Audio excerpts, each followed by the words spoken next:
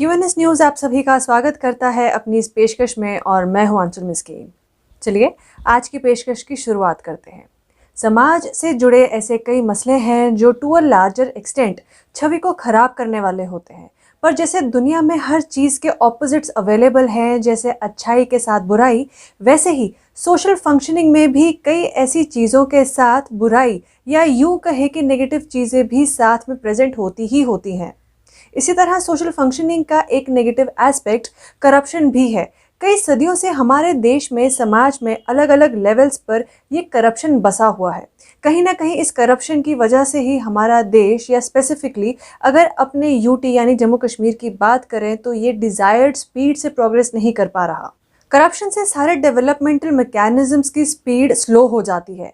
आज हम खास तौर पे इस पेशकश की शुरुआत से ही भ्रष्टाचार यानी करप्शन के बारे में इसीलिए बात कर रहे हैं क्योंकि आज हम इसी से जुड़ी एक खबर लेके आए हैं, जो वैसे तो इस तरह के खबरों से कुछ अलग तो नहीं है, पर इन पर बात करना इसीलिए ज़रूरी है क्योंकि आप लोगों तक अपने शहर से जुड़ी हर बड़ी से बड़ी या छोटी से छोटी खबर पहुंचाना बहुत ही ज़रूरी है।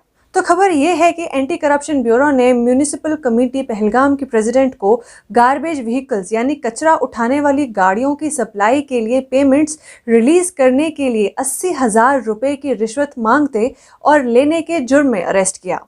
कंप्लेंट दर्ज होने और एफआईआर फाइल होने के बाद इन्वेस्टिगेशन के दौरान ट्रैप टीम ने सक्सेसफुली पहलगाम की म्यूनिसिपल कमेटी के प्रेसिडेंट को रंगे हाथ रिश्वत मांगते और लेते हुए पकड़ा, जिसके बाद एसीबी टीम ने उन्हें अपनी कस्टडी में लिया, जिस पर अब फर्दर इन्वेस्टिगेशन चल रही है।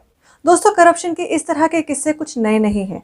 पहले भी हम ऐसी खबरें आपके लिए लेके आते ही रहे हैं, पर इस खबर में हमारा ध्यान सबसे ज़्यादा इस बात पे गया कि ये पहलगाम से आई खबर है।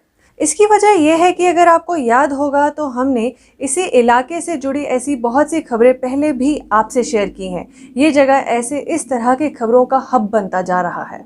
आज तक लोगों ने पहलगाम को कश्मीर के शान के तौर पे जाना है क्योंकि ये जगह बेहद खूबसूरत है। जो भी कश्मीर घूमने आता है वहाँ की सुंदरता निहारने के लिए पहलगाम ज़रूर जाता है। वहाँ से बहती लिद्दर नदी की सुकून देने वाली आवाज़ और इसके साथ वहाँ की सुंदरता, क्या ही कहने हैं इस जगह के।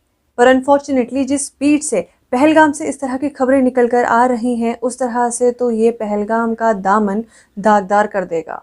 ये वैसी ही बात है कि जैसे एक इंसान की इमेज जब बिगड़ती है तो कैसे उसका समाज में सरवाइव करना हर कदम पे मुश्किल हो जाता है, बस उसी तरह इस तरह की खबरें कश्मीर की शान को दागदार कर रही हैं।